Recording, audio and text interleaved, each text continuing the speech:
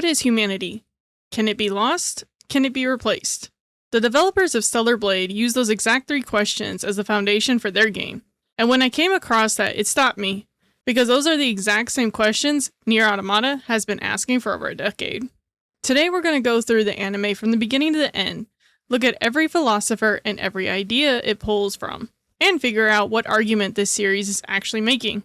Spoilers for the full Yoko Taro universe, Drakengard, Replicant, Reincarnation, all of it. You've been warned. In the NieR Automata anime, there are hidden codes the director calls eye-catchers. Huh? And I'm going to start this video by looking at the hidden one in episode 2. And what looks like a glitch in this episode is a question the anime smuggled past most of us on our first watch. Pseudo-intelligence exists in a mechanical life forms. What difference does it make to a human intelligence? That is the whole video in one question. Let's find the answer. Episode 1 opens with 2B, and before she does anything, she asks, "Just how long will I have to keep fighting like this? Trapped within this blood-soaked vortex of a battlefield. How many more will I risk my life to protect? And when will I escape from these killing fields that never let go? How long am I supposed to keep believing? In a world filled with only deception and fabrication. And just how many more lies do I have to tell? Will the despair ever fade? Does our future hold anything?" That is someone who already knows something is broken and cannot name what it is yet. The director Masuyama confirmed this opening monologue was pulled from the Virtuous Contract weapon story in the game, not from 2B's original game opening, which gets moved to the end of the episode instead. That was a deliberate structural choice. Start with despair, end with the wish. We will talk about why that matters in a moment. Now here's where it starts, and I mean really starts.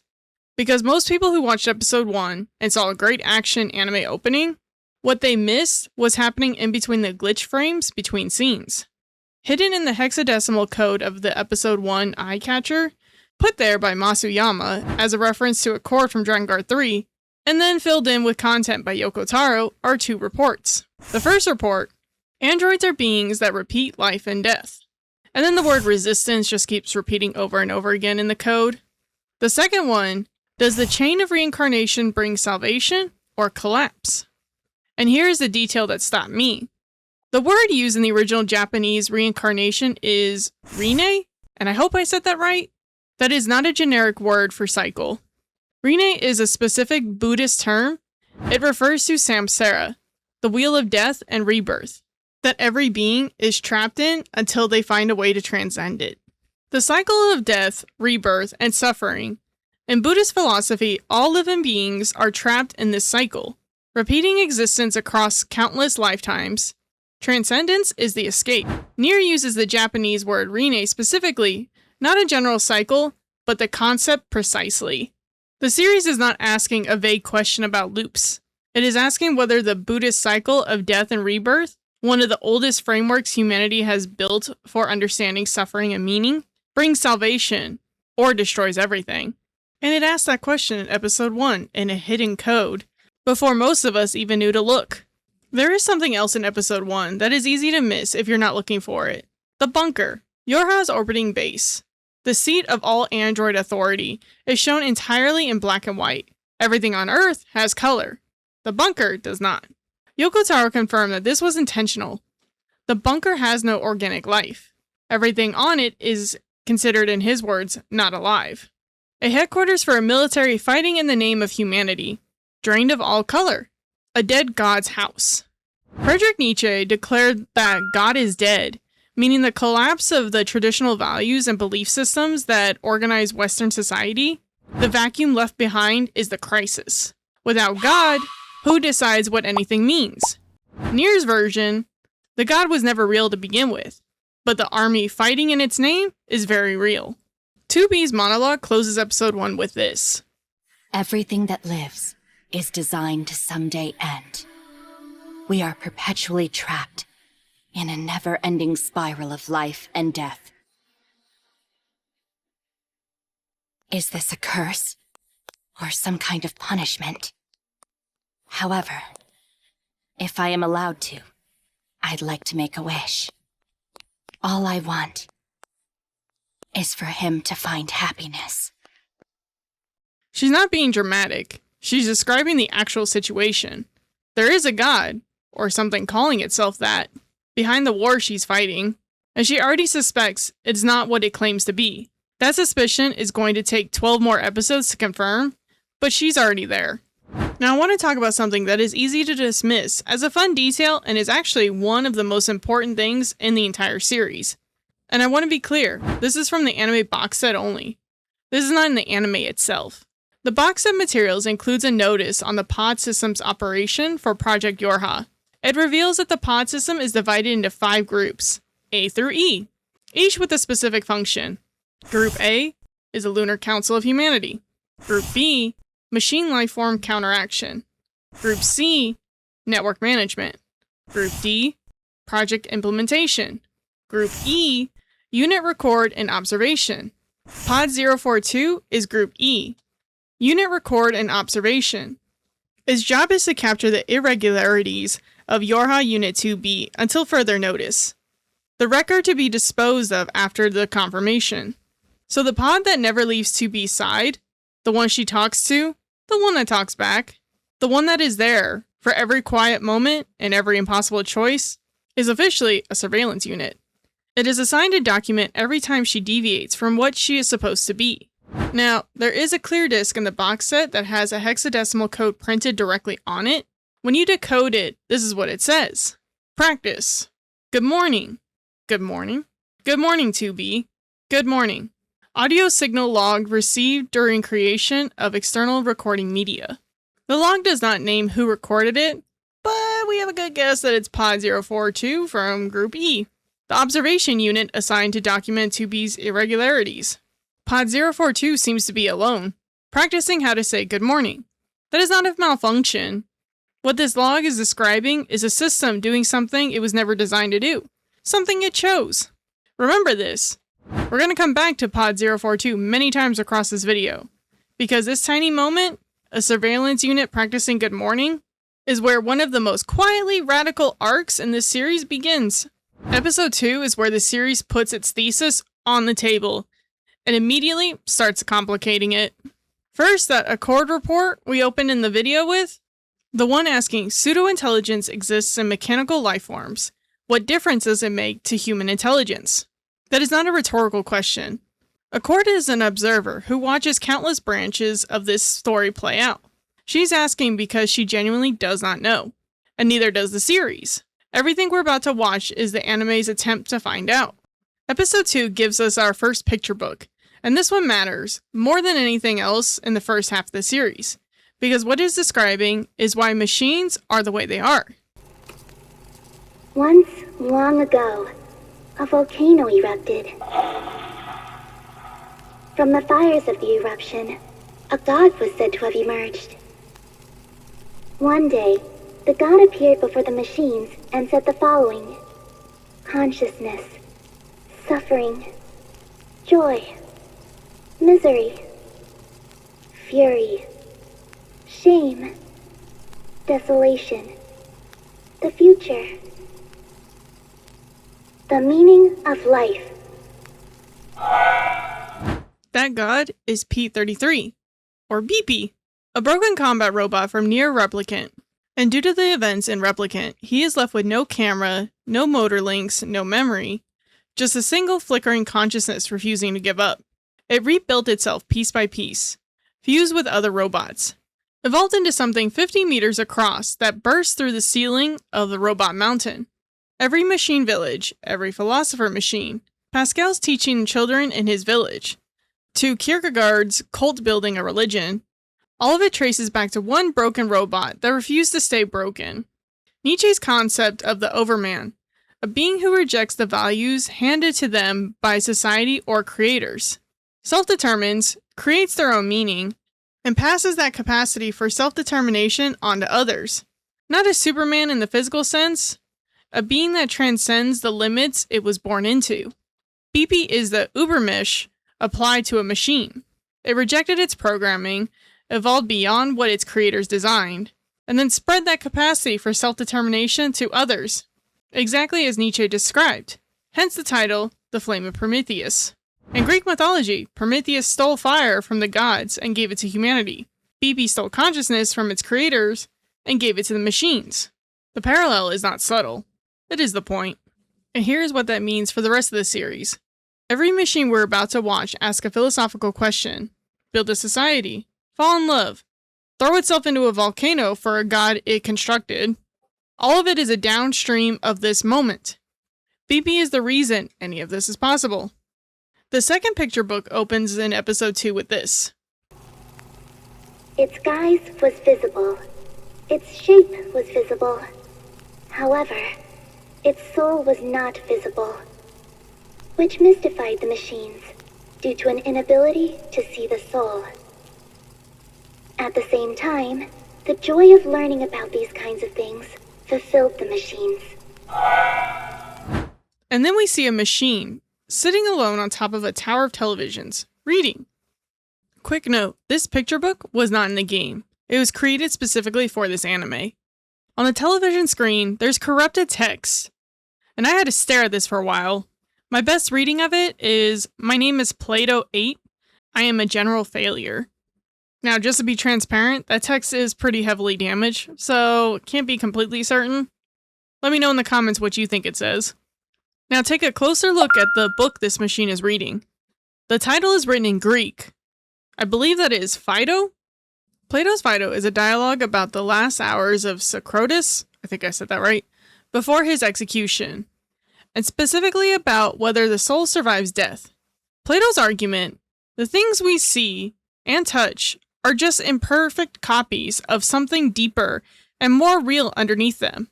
You can see a flower, you cannot see what makes it a flower. You can see a human body, you cannot see what makes it a person. That invisible thing, the soul, is what Plato believed was immortal. A machine cannot comprehend what a soul is, sitting alone reading Plato's argument for the soul's immortality, and calling itself a general failure. That one line is an act of self-awareness that most machines in this world are not even capable of. The machine that named itself after the philosopher of the soul is already doing something the picture book just said machines cannot do. It can see the shape and form of humanity all around it. The books, the screens, the ruins. But the soul behind it stays just out of reach. That gap between the form that is visible and the substance that is not is what drives the picture book. And honestly, what probably drives this entire series. In the city ruins, Plato finds something. A lunar tear. The flower dies the moment it picks it up, and when the rain falls, it almost looks like the machine is crying. It shifts from red to yellow. What follows is one of the quietest and most beautiful sequences probably in this series. Plato starts trying to grow plants, protect them from everything, and then other machines notice, and they join in. Before long, the entire area is covered in flowers that these machines have planted and are tending together. No directive, no programming, no military function. Just machines that found something beautiful and decided to take care of it together. Remember Beepy? One broken machine passing the flame to others? Now look at this field. Arguably, that's Beepy's legacy. A machine chose to grow flowers instead of fight. Then the attack comes, and Plato's field is destroyed. In the chaos, Plato falls. He lands next to a lunar tear and reaches for it. His arm detaches and slides down the cliffside. We see his eyes turn green, and then unfortunately he dies. Red eyes are hostile machines. Yellow eyes are peaceful. Green is the color of a machine that is fully broken away from the network, like Pascal's village. Plato got there. A machine named after a philosopher who wrote about the immortality of the soul, reaching for something beautiful with everything it had left. That is either the most hopeful or the most devastating thing in this first half of this series. And we're only on episode 2. One more thing from episode 2 that is worth naming. Even if it is not a Western philosopher, the city ruins are gorgeous. Overgrown, broken, covered in moss and vines, and light. The director specifically cited wabi-sabi as a conscious aesthetic influence. A Japanese philosophy that finds beauty in impermanence, imperfection, and decay. The world ended, and it is beautiful.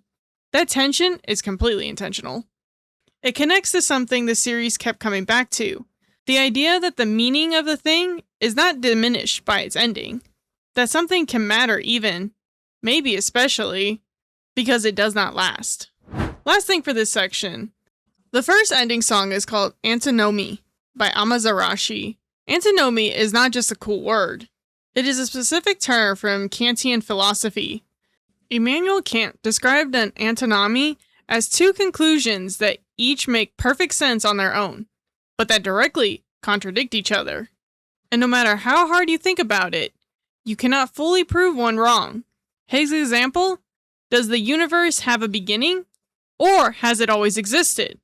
Both answers hold up logically, but they cannot both be true at the same time. That tension, two things that cannot coexist, but cannot be dismissed, is an antinomy. NieR's antinomy, do machines have consciousness, or not? Do androids have hearts, or not? Are these beings human in a meaningful sense, or not? Both answers are internally coherent. The series has evidence for both, and they both cannot be fully true. The show named its closing theme after its impossibility of answering its own central question. That's not an accident. That is Yoko Taro telling you exactly what kind of series this is going to be. Episode 3 gives us two moments that look like pure action on the surface, but there is a lot more going on underneath. The first is 9S dismissing the machines in the desert. We can hear them crying out. Stay away. 9S decides what he hears is just buzzwords, nothing more. You cry out for help as you attack, but you're nothing more than a machine. You're just spewing buzzwords at random. He is not being obtuse. He was built with a belief system that says machines cannot feel. And here's the thing. No one from Yorha is in the room. He's not performing that belief for anyone. He is enforcing it on himself. Nietzsche argued that belief systems do not simply disappear when the authority enforcing them is gone. We internalize them. We become our own enforcers. The rules outlive the ruler. Slave morality is not just obedience. It is obedience that has become identity. To question it is to question yourself. That is the insidious thing about what Yoko Taro has done to 9S. The belief isn't just a rule he follows. It has become part of who he is. So even when the evidence is screaming at him, a machine saying please, a machine jumping with joy, a machine desperately trying to love something, he cannot budge. Because budging means dismantling himself. This is also where the Kaine parallel is worth naming. In NieR Replicant, Kaine could hear the shade speaking early on and dismiss it as meaningless noise. No, damn it. That's a shade. It's a shade! We know how that turned out. Yoko Taro is asking the same question twice across thousands of years of lore. What does it mean when we refuse to hear something we do not want to understand? The second thing episode 3 gives us is the birth of Adam and Eve. And the way it happens is not subtle at all. It's not supposed to be. A cocoon opens, something falls to the ground and takes human form. That is Adam. And then a rib tears from Adam's body. And from that rib, a second machine is born. If that imagery feels familiar, it should. That is the book of Genesis. Eve was created from Adam's rib. One of the oldest origin stories in Western religion. Yoko Taro and Masuyama are telling you exactly who these two machines are before they say a single word. And Eve's first instinct on entering this world is not to look around, not to question where he is, not to speak. It is to protect his brother. That singular devotion to Adam is going to define everything Eve does from this point forward. He doesn't need a philosophy. He has Adam. That is enough. Adam, on the other hand, came out of that cocoon with questions. Many, many questions. We'll get into those in episode 5. Episode 4 opens at an amusement park. Machines watching a stage play. Now, I could not find anything that matches exactly what they are performing, and that is what makes it interesting. These machines are not copying a specific human work. They have been reading Shakespeare, absorbing opera, consuming romance novels, and then synthesizing something of their own. They're not mimicking, they are creating.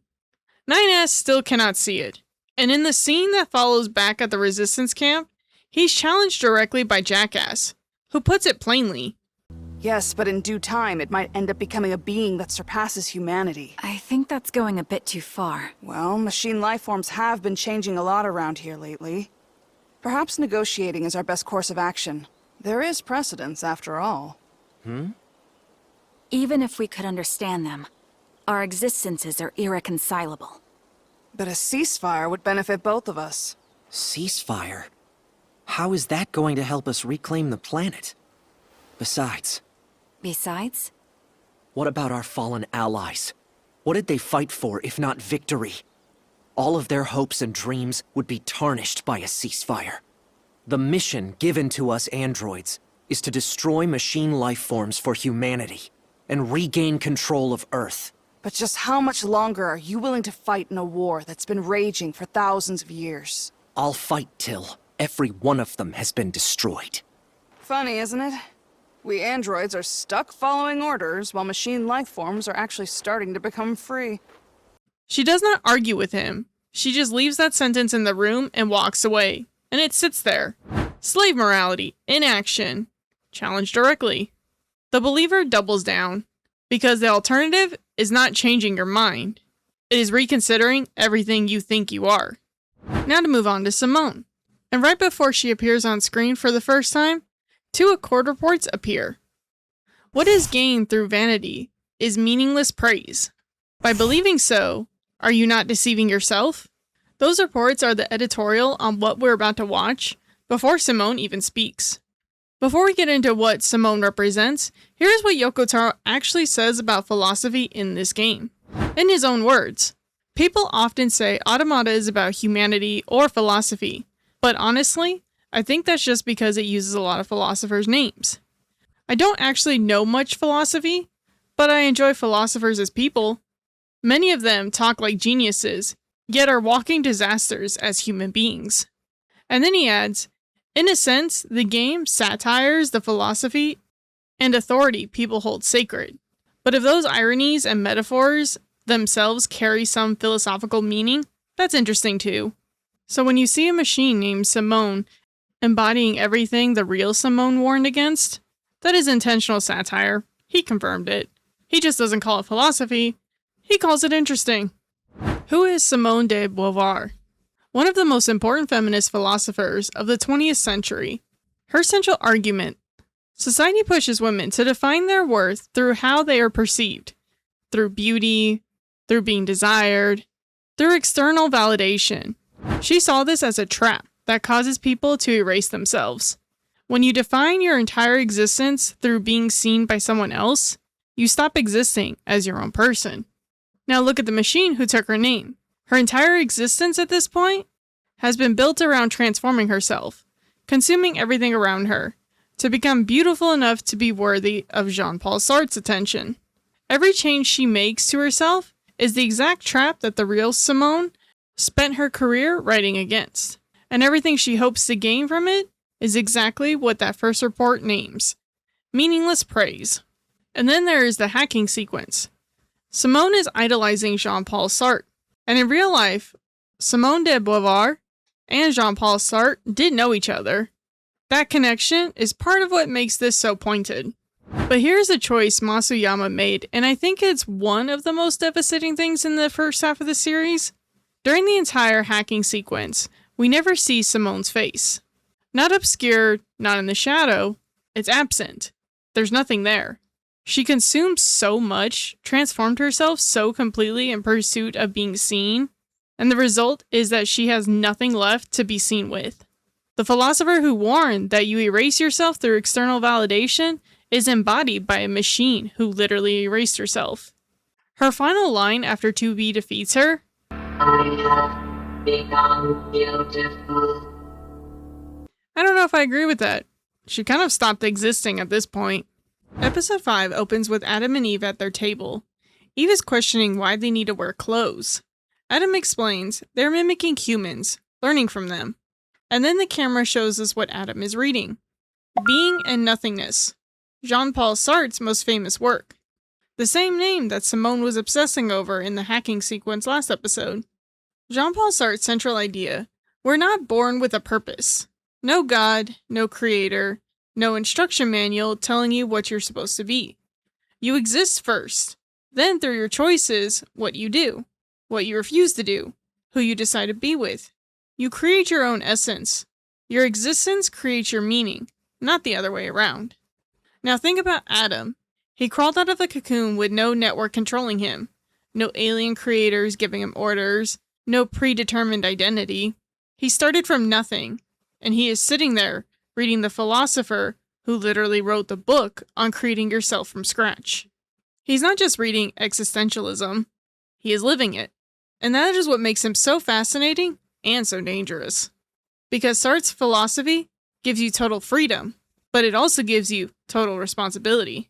Every choice Adam makes from here is entirely his own. There is no one to blame, no network to defer to, just him and what he decides to become. Eve, by contrast, does not need any of this. He will listen to his brother. If his brother is happy, he is happy. And then they can play together. That's the full extent of Eve's philosophy. And there's something quietly devastating about that simplicity placed next to everything Adam is reading. And Yoko Taro confirms something about this pair that changes how you read them. The order of their death was flipped from the game deliberately, because he wanted their human nature to surface more clearly. His words, by changing their positions from the game, I felt that the human nature of each of them would come to the surface a lot more. He also says this, I want to be clear, this is his option. Not only the reading, he believes Eve is actually more human than Adam. Adam pursues knowledge, but Yoko Taro calls knowledge nothing more than an extension of machines and database. What Eve has, the desire to simply be with someone he loves, to play, to stay together, that exceeds it. Whether you agree or not is up to you. When 2B and 9S arrive at Pascal's village, Pascal explains that he can communicate perfectly with them because he loves to read books. And then the camera gives us his bookshelf. Masuyama put specific books on that shelf. First, multiple volumes of The Republic by Plato. The same Plato that Plato 8 named himself after back in episode 2. The Republic is Plato's vision of what a just and well-organized society looks like, how it should be built, what a leader owes to the people they lead, how members should treat each other, and next to it, The Merchant of Venice by Shakespeare, the play that has one of the most famous lines in all of literature, spoken by a character who was dismissed and looked down on his entire life. If you prick us, do we not bleed? It is one of literature's most direct arguments that those society consider lesser still feel, still hurt, still matter. That being dismissed does not make you less real. Now look at what Pascal built. A village of machines who choose peace. Children he teaches. A community organized around something other than war. On his shelf, he has Plato's blueprint for a just society, and Shakespeare's argument for being seen as a person in the first place. Pascal did not just wake up and decide to be the community leader. He read for it. He studied human texts on justice and personhood, and then he tried to build something from what he learned. That is not pseudo-intelligence, that is wisdom. And I want to flag this now because we're going to come back to Pascal many times. His arc is the longest of any character in this series. Everything he builds, everything he believes, everything he teaches, it is all going to cost him something. Watch what that knowledge does to him. One more thing from episode 5 that I think is easy to miss as lore moment, and is actually the most philosophical seed for one of the series' most important arcs. Pascal tells 2B and 9S how he found Emile underground. He was fighting at the time, and when he came across this ancient weapon, thousands of years old, he heard Emile say one word. That was it. One word from a broken ancient weapon. And something shifted in Pascal. He began to understand the consequences of war, the fear of losing everything, the fear of death. And eventually, he walked away from the fighting and built the village. Everything Pascal becomes, every book he reads, every child he teaches, every choice he makes, traces back to that one word from Emile. The most basic thing one being can say to another. 9S tells Pascal, I don't know. It sounds to me like you had a malfunction. You might be right. Episodes 6 and 7 pull back from philosopher machines for a moment and look at institutions on the other side of war. And what they find is not flattering. Episode 6 is the Pearl Harbor descent mission. And before we get into the philosophy, I want to give a little context on why Yoko Taro chose these specific historical references, because nothing in this franchise is picked randomly. The mission takes place on December 8th, 11,941. That date is directly in reference to the attack on Pearl Harbor. December 7th Hawaii time, but already December 8th in Japan, due to the international dateline. Yoko Taro kept it true to the Japanese date, and then pushed it back exactly 10,000 years into the future. History doesn't just repeat itself in this franchise. It repeats itself 10 millennia later. In the stage play versions of the mission, there are songs called Normandy and Guadalcanal. They didn't make it into the anime, but Yoko Taro built that entire framework into the DNA of this episode. Normandy, D-Day, June 6, 1944, the largest seaborne invasion in history. Thousands of soldiers died in the first hours before they even reached the shores. The people making those decisions were safely on their ships miles away. Guadalcanal, one of the longest, most brutal campaigns of the Pacific War. Soldiers cut off from supply lines and reinforcements, fighting in horrific conditions for months while command debated strategy from a distance. And then listen to what Rose says. Wait. Listen. For the past few decades, we have been fighting a war of attrition. One where victory seems impossible. 3 battles. 1 reoccurring truth. Soldiers sent into impossible situations, with warnings ignored and no backup coming, while command makes decisions in their cozy chairs. Now here's the reason why Mount Kaala was used in this series. The radar at Mount Kaala detected the original Japanese attack coming in 1941, and command told the operator not to worry about it. 10,000 years later, soldiers are dying on that same mountain because command is still making the same call. The hidden accord report for episode 6 is a broken transmission. When you piece both parts together, it reads, because this record exists within a branch that has been abandoned from observation, after reconvening, it has become a record passed through oral tradition. There are no official records of this mission. At least, none that are available. Same thing with no data uploads. The resistance was completely cut off from the moon. No backups. What happened on that mountain exists only through the survivors who lived it. People telling their story to whoever would listen. That is what oral tradition means. And it connects directly back to some of our own history. Soldiers cut off from everything, fighting a battle that no official history might never properly record. The only proof it happened is the people who remembered it. In a world where Yorha controls official history for ideological purposes, that matters. When the institution controls the archive, the only honest history is what people carry in their memories. Lily is that memory. Rose handed her the gun and said, "Keep us alive." Episode 7 picks up with Adam reading again. This time it's existentialism is humanism. That's a tongue twister. Sarte's second major work. We already covered existence precedes essence in episode 5. This book takes that even further. Sarte's argument, we are completely free. No God, no creator, no higher authority. And because of that total freedom, every choice is entirely our own responsibility. No one to blame, no network to defer to, you own it completely. Adam tries to explain this to Eve. Well, it states that one's existence precedes one's essence. But what does that mean? It means humans are created by how they live each and every moment. Instead of their purpose being determined beforehand, they give meaning to their existence with the actions they make during their lifetimes. Doesn't make much sense to me. But that exchange tells you everything.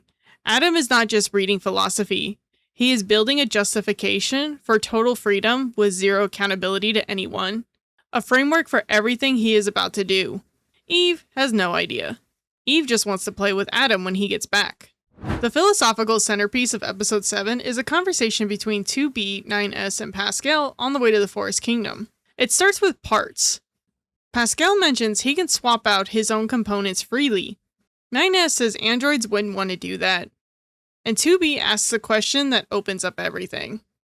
How much can you swap out before you lose yourself? One of the oldest philosophical thought experiments, originally from ancient Greece, the hero of Theseus owned a ship. Over time, every single plank rotted and was replaced. When every original piece had been swapped out, is it still the same ship? There is no clean answer. The question is the point. Pascal doesn't answer directly. He turns it back into questions of his own.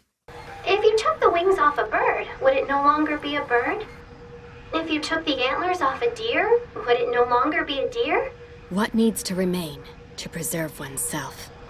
I'm not sure, but there's value in thinking about it. Then without breaking stride, he points ahead at the big sister machine worrying about his little sister and asks, Perhaps it is a person's heart? A machine life form with a heart? Is that strange to you? Strange or not, it's not something that's even possible. Oh, then does that mean androids also lack hearts? This thing. 9S doesn't appreciate that at all.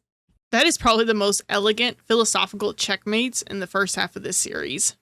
9S spent the whole conversation dismissing machine life forms as incapable of having hearts. Pascal took that exact logic and pointed it right back at him. The Ship of Theseus started as a question about bodies and parts. Pascal steered it somewhere much more personal. It was never about the body. It was always about the heart. And now 9S has to sit with that possibility. That what he has been denying in machines, he might be denying in himself too. Inside the Forest Kingdom, 9S finds recordings from 256 years ago. The king claiming this territory and declaring the kingdom's independence. He asks why would they hold on to something like this. Pascal says maybe it's to reminisce on their beginnings. And then he adds something that stops 9S. Besides, it's not just a recording, it's history. But what's the difference? History is something that is filled with all of their emotions. A recording is data. History is data plus the weight of what it cost. The machines who built this kingdom did not just store the memory, they felt it, carried it, built a festival around it. That is not pseudo-intelligence. That is culture. And it connects directly to what Lily is doing for the Resistance. She's not a data archive. She is the emotional weight of everyone who died in that mountain. That is the difference, and that is what makes history. The Hidden Accord reports for episode 7 are doing two things at once. Also, please don't make fun of me, because I'm probably going to mess up these words.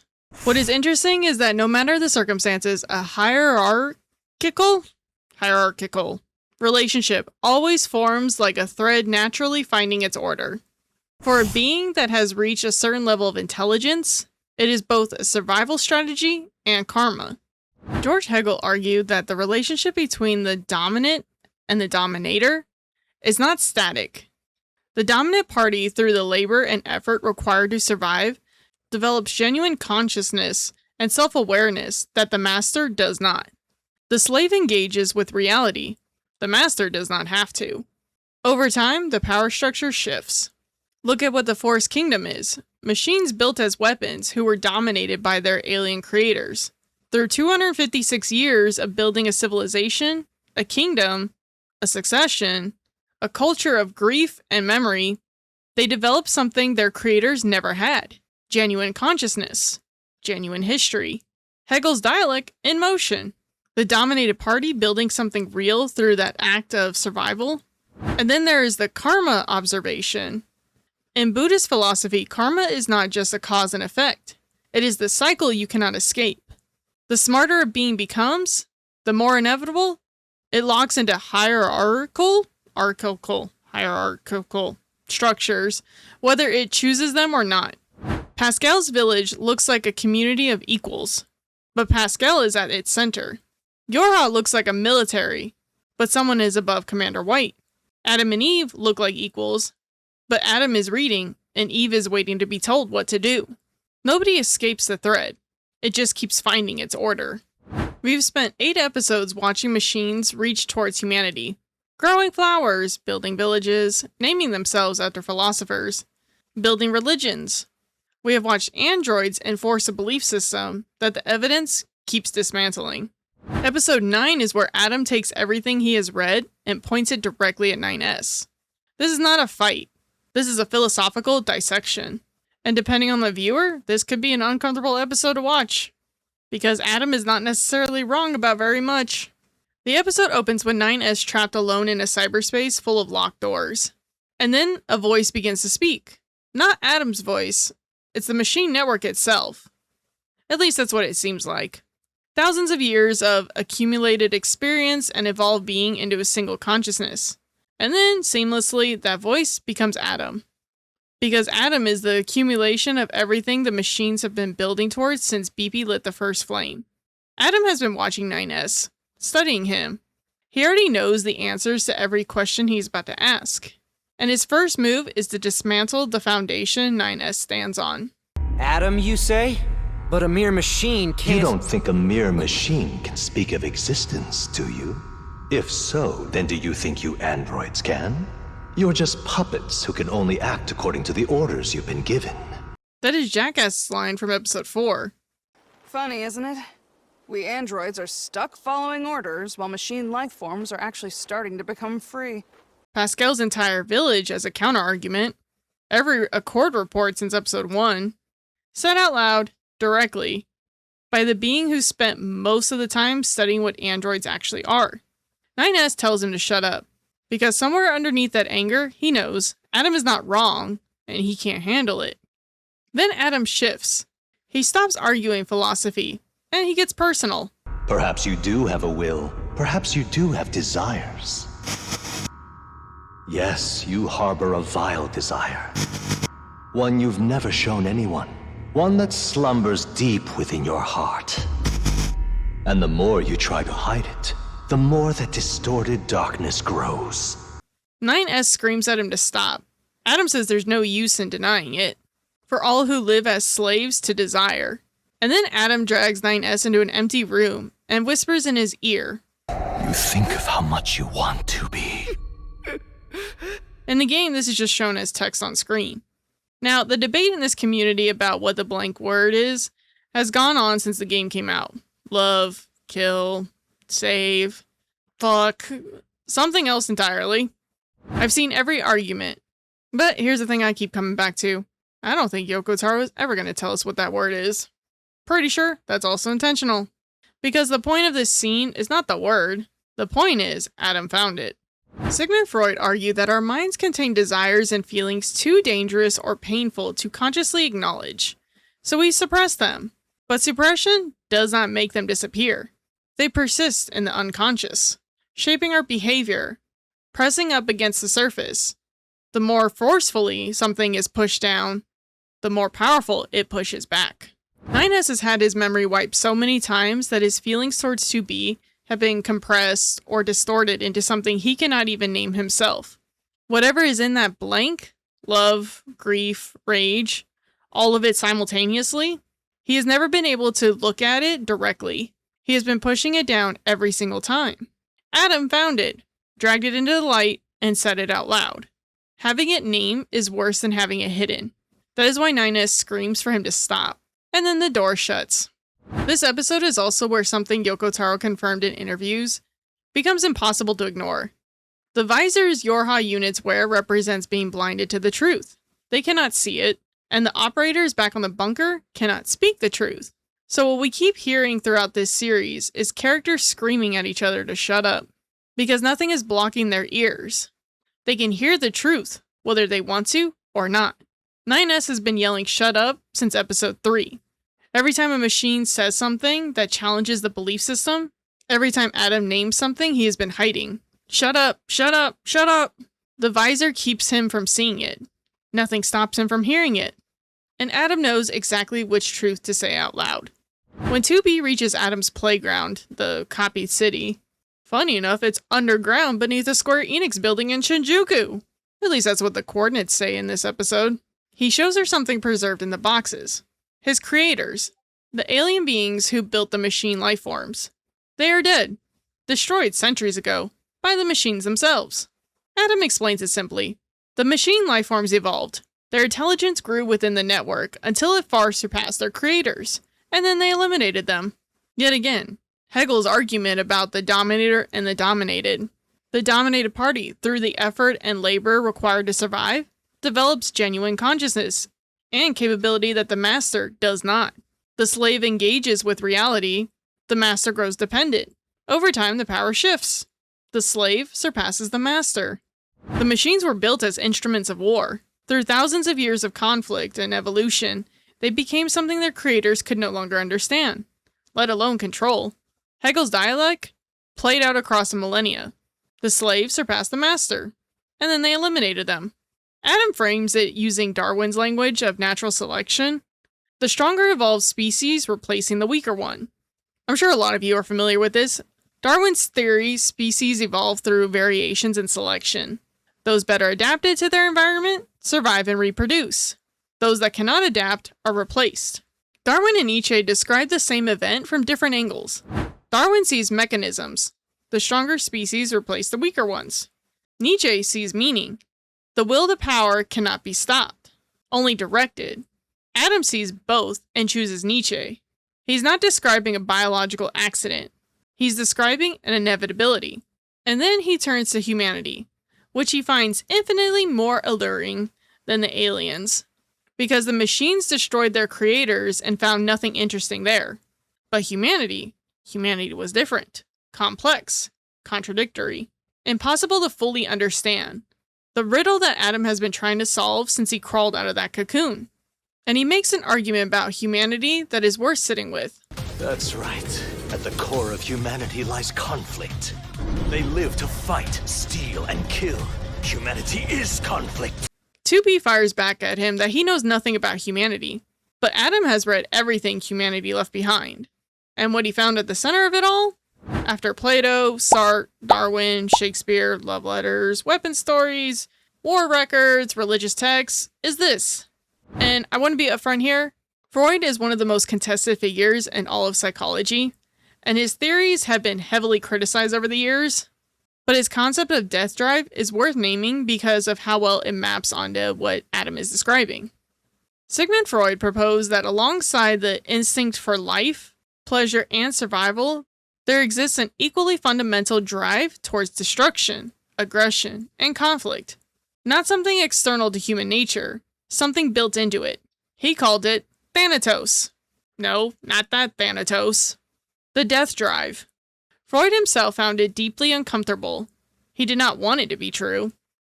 Adam is not describing conflict as a human flaw. He is describing it as humanity's fundamental nature. And the machines inherited everything humanity left behind, including this. Whether Yoko Taro was referencing Freud here or not, the argument lands the same way. And it makes the machine wars, the androids wars, the cult throwing itself into the lava, all of it feel less like a tragedy and more like inheritance. Then Adam reveals something that reframes everything he has done across all these episodes. Machine life forms are connected to the network. They cannot truly die. They regenerate, restart, continue. Adam finds that profoundly sad. Death has no meaning to their kind, so he severed his own connection to the network. If 2B kills him, he actually dies. Think about what Adam just did. He spent this entire series reading Sarte, building a philosophical framework around the idea that existence only has meaning through the choice we make. Total freedom, total responsibility. And then he made the most defining choice available to him. He made himself mortal, because without the possibility of truly dying, none of his choices mean anything at all. Sartre's most radical idea: we are not just free, we are condemned to freedom. There is no escape from the responsibility of choosing. Every choice defines you, but choices only carry the weight if they are genuinely irreversible. Adam understood this. A being that cannot die cannot truly choose anything. Adam did not just read existentialism, he enacted it at the cost of his own immortality. That is the most committed philosophical act in this first half of the series. And then Eve steps in front of 2B's blade, takes the blow meant for Adam, and the most interesting philosophical project in this series ends. Not from 2B's sword, but from a brother who never read a single book deciding that his brother was worth more than his own life. We watch machines grow flowers, build villages, name themselves after philosophers, read Plato, Shakespeare, study justice and personhood. Episode 10 and 11 show us what happens when machines get to the third stage, religion, and take it all the way to the end. Before we get into the episode, I want to introduce Kierkegaard properly because his framework is the lens that makes these two episodes make sense. Kierkegaard is often called the father of existentialism. He said that beings move through 3 stages of existence. The first is living for pleasure and sensation, just experiencing the world. The second is living by duty and moral rules, building a sense of right and wrong. The third is the leap of faith, a total commitment to something greater than yourself that goes beyond what reason can justify. You cannot prove it, you choose it anyway. Now look at what the machines have been doing across the series. In episode 2 through 5, they were in the first stage, experiencing sensation, desire, music, theater, love, beauty for the first time. In episodes 5 through 7, they moved into the ethical stage, building rules, communities, societies, hierarchies, a sense of justice. Pascal's village, for example, and the Forest Kingdom as well. Episodes 10 and 11 are the religious stage. The machines got there. They moved through all 3 stages across the series, and now we're watching what happens at the top. When 2B arrives at the factory in episode 10, the first thing she notices before she even enters is a large banner hanging from the building, and on that banner is a symbol, an eye within a shape. It's very close to the Eye of Providence. When she goes inside, the machines are arranged in a perfect circle when you look at it from above, mirroring the eye on the banner. And if you look closely enough at the machines themselves, that symbol is right there on their bodies as well. The Eye of Providence is one of the oldest symbols in recorded history, associated with the all-seeing eye of God, like divine watchfulness, the idea that a higher power is always observing. These machines appear to have built this symbol. The symbol emerged from within their community, from the same impulse that made humanity reach for God in the first place. And then look at Accord's report for this episode. The emergence of religion-like phenomenon within the machine lifeform collective is likely an imitation of such human records. The word likely is doing a lot of the work.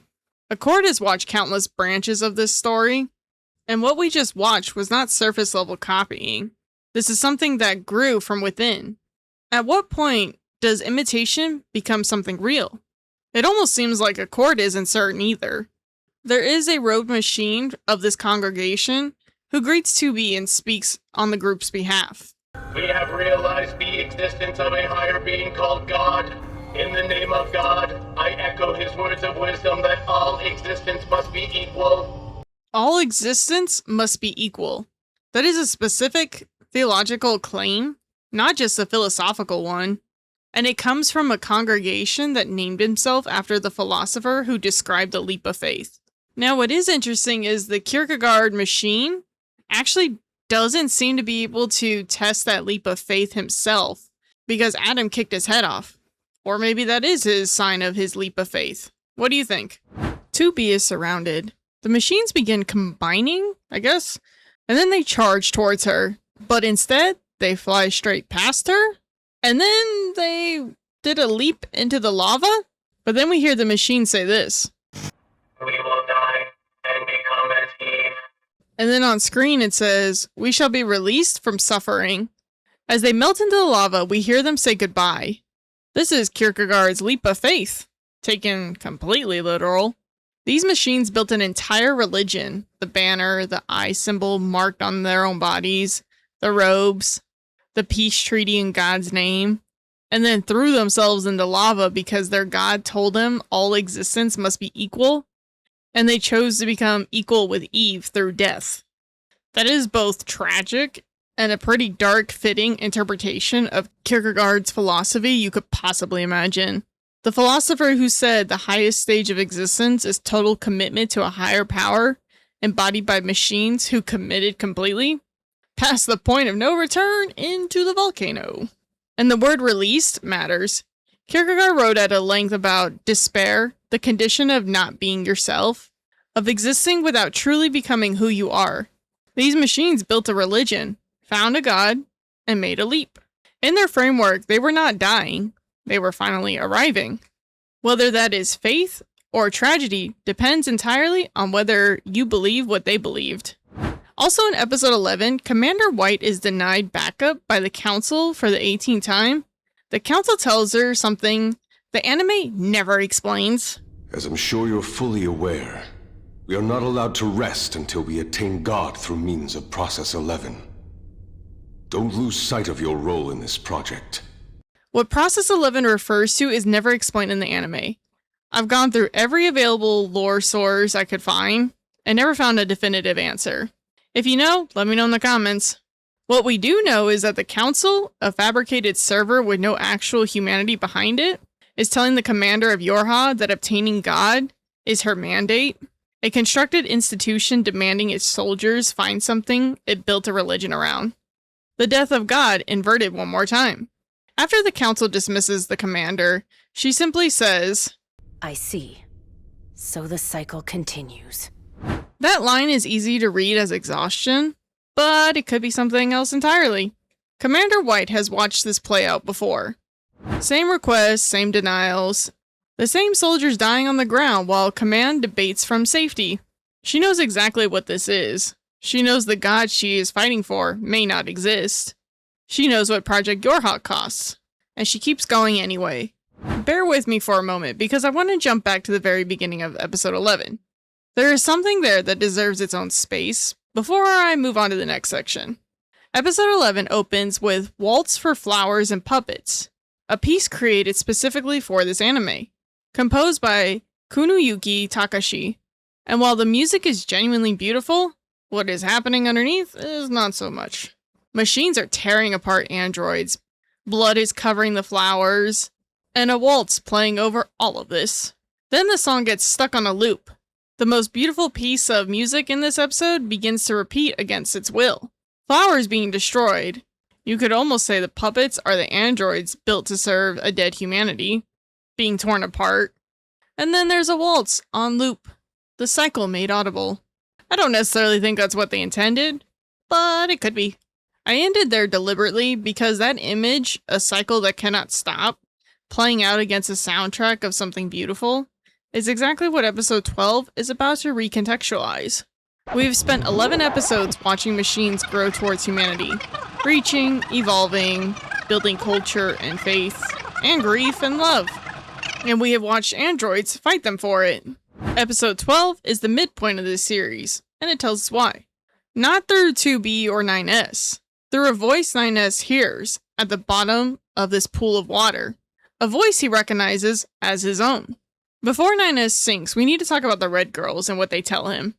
9S is immobilized, and the Red Girls are there, floating around, explaining exactly what they're there and what they've been doing. All of us are perpetually monitoring the androids, at times as a form of violence, at times as a form of hatred, and at times as a form of love. Various stimulations.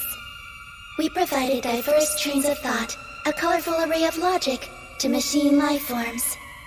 And soon after, we began to monitor how androids would respond to these newfound variations.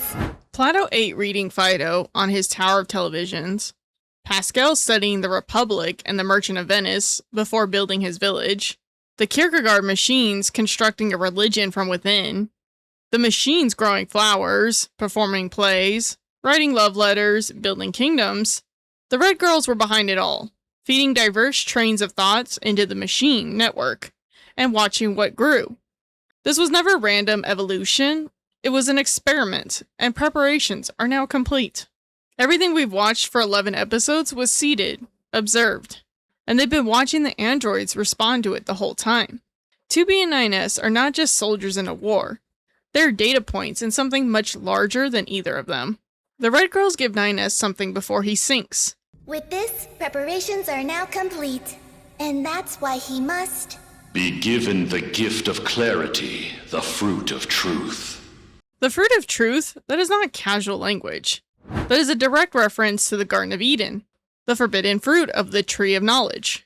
The knowledge that was never meant to be consumed. Adam and Eve ate it and could never unknow what they learned. They were cast out of paradise because of it. Now 9S has been given the same thing. In an episode where the machines are named Adam and Eve, in a series where the bunker is a dead god's house, and the commander fights for a god she knows may not exist. The machine network has already become the serpent, and 9S cannot refuse the fruit because he's already sinking. 9S hits the bottom, and then we see a flash of light, and then an old television screen appears in front of him, and he hears a voice he recognizes immediately as his own. After a long period of battles and adventures, the prophet spoke. Oh, grant me the mercy of the land. This data is info about the origins of the Council of Humanity as part of Project Yorha.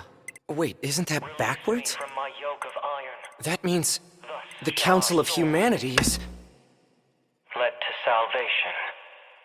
Forever and ever. Without context, that sounds almost random, biblical maybe, out of place, and it's honestly none of those things. Let me tell you who this is. This comes from the novel Yorha Boys. This story is of the first Yorha units ever created, and to understand what the voice is saying, we need to know what that unit found. The original number 9 was a Yorha unit with an insatiable curiosity, partnered with the original number 2, sharp, no nonsense, the kind of person who refuses to admit she cares about anyone, and then cares about everyone.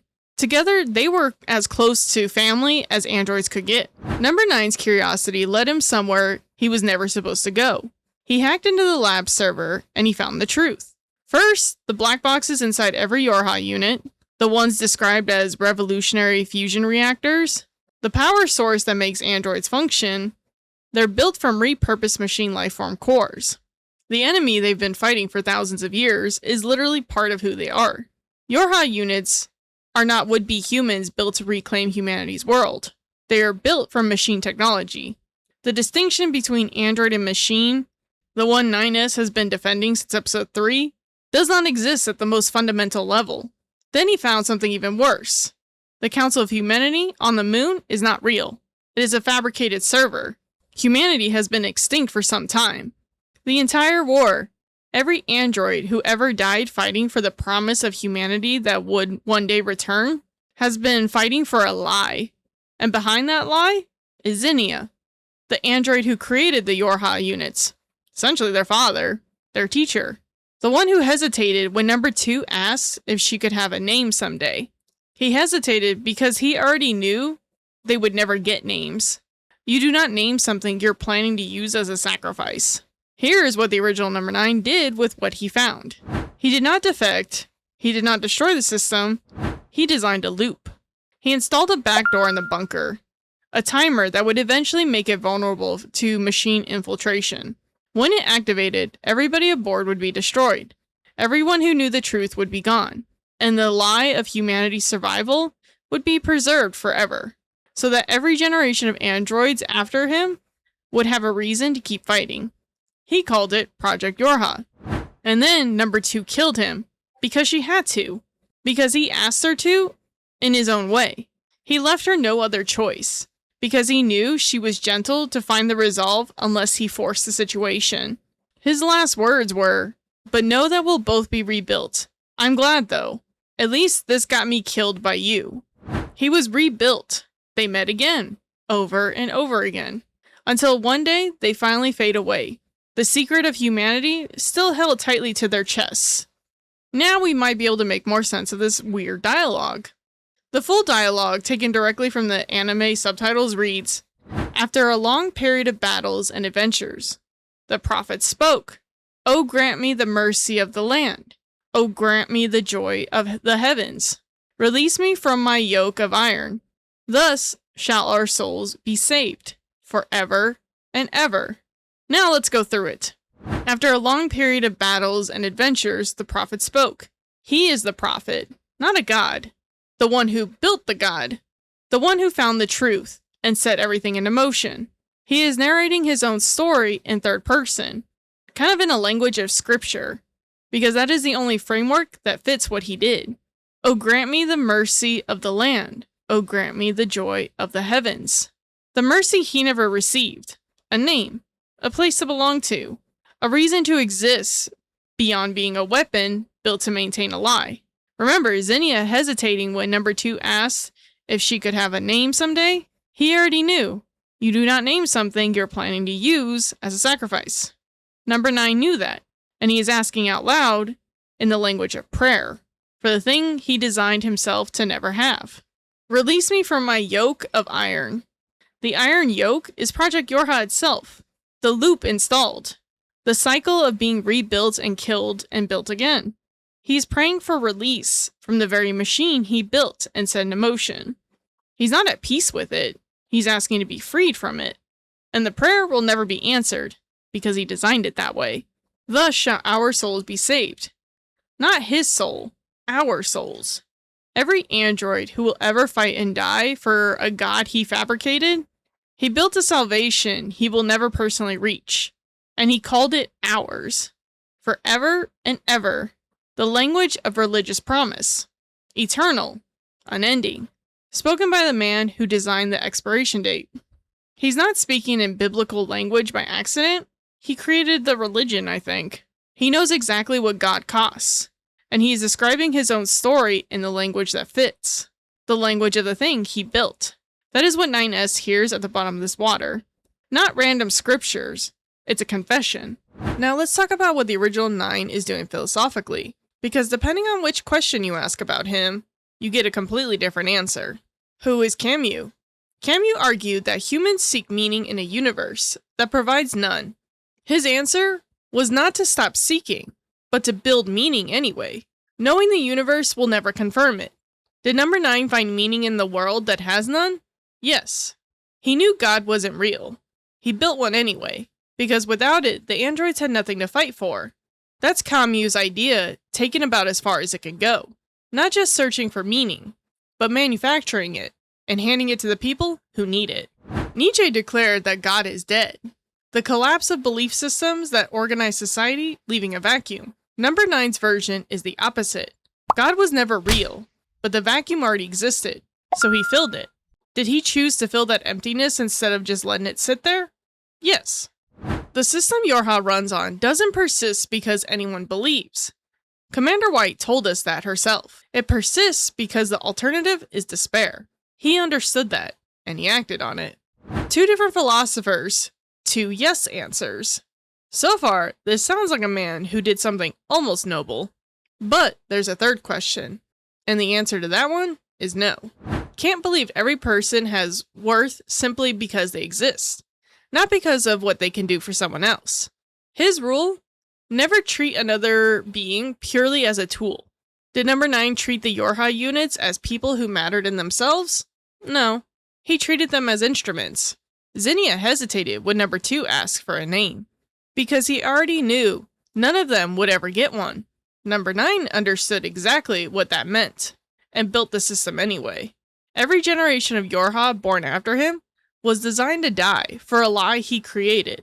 So here's the thing, and I promise this isn't me contradicting myself. These are 3 different questions, and he answers them differently. Camus asks if he found meaning. Yes. Nietzsche asks if he affirmed the cycle instead of running from it. Yes. Kant asks if he treated people as ends instead of tools. No. Think of it like someone who started a charity that genuinely helps people.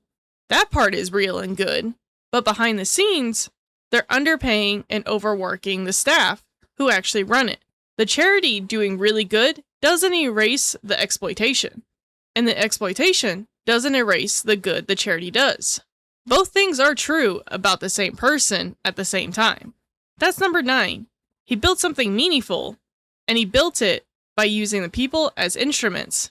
Neither cancels the other out. Nietzsche's eternal recurrence, living the same life over and over, with all its pain and joy forever. The highest affirmation of existence is to look at that cycle and choose it anyway. Number 9 designed a loop. Rebuilt, killed, rebuilt, killed. And his dying words were, "I'm glad, at least this me got killed by you." He didn't escape the cycle. He chose it, fully knowing what it would cost the people who came after him. That's probably either the best thing he ever did, or the worst, depending on which question you're asking. Probably both. Episode 12 closes with flashbacks of the last 12 episodes. Machines living their lives, growing flowers, building religions, performing plays, reading philosophy, caring for each other. And 2B speaks. What separates us androids from the machine life forms we wage war against? The machines have gained emotions and consciousness. The final screams that they summoned, when faced with death, still echo within my mind endlessly. That question has been running underneath every single episode of this series. And 2B is the one who has to live with the answer more than anyone else. She has killed plenty of machines herself. The machines who reached for lunar tears, who threw themselves into lava singing, who counted to 9,999 waiting for a brother who never came back. She still does not have the answer. And now she knows that the war she's been fighting was designed by someone who also did not have the answer, but built the machinery anyway, because someone had to. And it's a never-ending cycle. Before we close out episode 12, I want to share one more thing from the Part 1 box set materials. A piece of encoded text with no context. Just this. In the midst of an eternal battle, a light was encountered. To touch such a gentle hope turns into pain. Forbidden feelings. A future bound in chains. Believing this to be punishment, she killed. In the midst of an eternal battle, a life was encountered. In a meaningless world of sand, it becomes the one and only meaning. A future that was engineered. A lie that keeps repeating. Believing this should be a revelation, he prayed. 2 stanzas, 2 characters, parallel structure that arrives at completely different places. Her stanza, forbidding feelings, a future bound in chains. She does not experience what she does as duty or necessity. She experiences it as a punishment, and she kills anyway. His stanza, a future that was engineered, a lie that keeps repeating. He carries everything he feels as if it should mean something, as if the pain is pointing towards something true. He prays.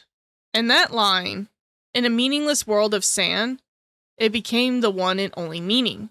Read that knowing she will kill him again, and that every time she does, she's destroying the one thing that made any of this feel real to him. Who wrote this? We don't know. The original 9 is the strongest candidate. Someone who understood this cycle from the outside and watched it repeat, but it could be someone else entirely. What I do know is this. Whoever was watching, they saw the same thing we just did. She killed, he prayed. That is what episode 12 showed us. And someone was watching the whole time. Now on to the second half of this series. The first half of this series was about philosophy being built. Machines reaching towards consciousness, androids enforcing a belief system, a war fought for a god that never existed. The systems were all constructed, held together, maintained. The second half is about what happens when they all collapse at once. Episode 13 through 17 move fast. The bunker falls, 2B dies. The war 2B and 9S have been fighting turns out to have been exactly what Adam said it was. Every philosophical framework we have been tracking, slave morality, constructed religion, existence preceding essence, the cycle, is now being tested against the reality it was designed to hide. Let's go through the pieces that matter the most for the philosophy of this series. Episode 13 introduces the Type E unit. Androids created for one purpose. Get close to the targets emotionally, build trust, then eliminate them. In this episode, there is a member of the Resistance that tells 9S her memory was wiped by an EMP blast. That is the story she gives, at least. She is a Type E unit. She erased her own memory because she could not live with what she has done. She kept becoming close to people and then killing them, over and over, until she could not hold it in anymore. And this story is a window into what 2B has been living with this entire series. The Type E unit got to forget. 2B never did. This is the same logic we saw with number 9. A being treated as an instrument instead of a person. Just playing out on a smaller, more personal scale. But the Type E unit story is also Simone's warning in its most extreme form. Her identity was constructed entirely around a function: get close, kill, and repeat. That was consuming her from the inside. She erased her memory not because she was broken, but because no one can carry that weight indefinitely. She was trying to survive the things she was built to do. And 2B watched all of this quietly, because she recognized every part of it. The Accord reports in episode 13 introduced something worth naming explicitly. The singularity concept. The report reads, currently referencing records from when the observation subject was not yet a singularity. The subject is performing the same actions across all branches. A singularity is a person, place, or thing who exists causes the world to branch into a different timeline. At this point in the story, we don't know for certain that 2B has been formally identified as one. The box set material doesn't confirm that until later. What we do know is that Accord is reviewing records and finding something consistent. 2B performing the same actions across every branch she's looked at. Without exception. Every version delays just long enough to make it painless. Every version kills him. Every version says, I won't apologize. So by episode 13, 2B may only be a candidate. Someone whose behavior is consistent enough that Accord is paying close attention. Whether that's the moment she actually becomes a singularity, or whether it's confirmed later, isn't something the anime tells us directly. What is clear is the pattern itself. The same act, repeating, branch after branch, until it's inseparable from who she is. A quick one worth pointing out. Episode 15 opens with 2B's voice narrating the truth about humanity over the footage of the moon. And in the background, if you look closely, there's a figure lying there. That's 10H, from a short story called A Much Too Silent Sea. She's a maintenance android who thinks she's running an underwater facility, keeping the pods going, filling her days. None of it's real. She's actually on the moon, and the humans she believes she's serving are fabricated council transmissions. Every time she figures that out, the pods erase her memory and resets her. Same room, same routine, same false awakening. Pod tells her it's the 46th time. 10H lying there, while 2B narrates the truth in the foreground, isn't a coincidence in the shot. She's the truth made literal, just unable to hold on to it long enough to say it out loud. When the machine network takes over the bunker, it speaks through 6-0's voice. And then 6-0 herself appears, infected. Before 2B can act, Commander White steps forward. She stops 2B from being the one to do it. She does it herself, and then she apologizes to her. No, 6-0. I'm sorry. That apology is easy to miss in the chaos of the bunker collapse. I do not want you to miss it. Commander White knew the truth about Project Yorha. She knew humanity was gone. She knew what Type E units were built to do, and she gave those orders anyway. Every soldier in that bunker fought and died for a lie. She helped maintain it. And she was never at peace with it. The Pearl Harbor descent mission, the soldiers lost on Mount Ka'ala, the cost of every operation she authorized. She carried all of that. Her last act before the bunker takes her is an apology to one of the people that the system destroyed. It does not fix anything. It does not undo a single order. But in a story where almost no one in power ever acknowledges what they were a part of, it matters. She goes down with a bunker, and she goes down having said sorry. Episode 16. 2B is crossing the bridge infected. The virus is counting down. Flashbacks of 9S playing over everything. And she says something that I want to go back to. Something dear to me. I kept breaking it. My sin. She does not ask for forgiveness. She does not explain herself. She does not frame it as a malfunction or a logical error, or an order she was following. She names it. The word sin is precise. A sin is not a mistake. It is not a system failure. A sin is a moral violation committed knowingly. And 2B has also known. She is choosing the language of moral responsibility, because that is the accurate language. Not programming, not protocol, her sin. That one word tells you everything about how 2B understood herself. She was not a weapon that happened to kill 9S. She was the person who made a choice she could not live with, and made it again, every time, because someone had to. Episode 17 is the Pearl Harbor descent mission. I'm not going to do a deep dive into the full story here, because that deserves its own dedicated video. and I'll link my episode 17 breakdown in the description. But there is one moment at the end of this episode that belongs in this video. When number 4, Rose, number 16, and number 21 make their final choice as they are about to go, the red girls say something. Because there's life and death, you all are able to exist, yes?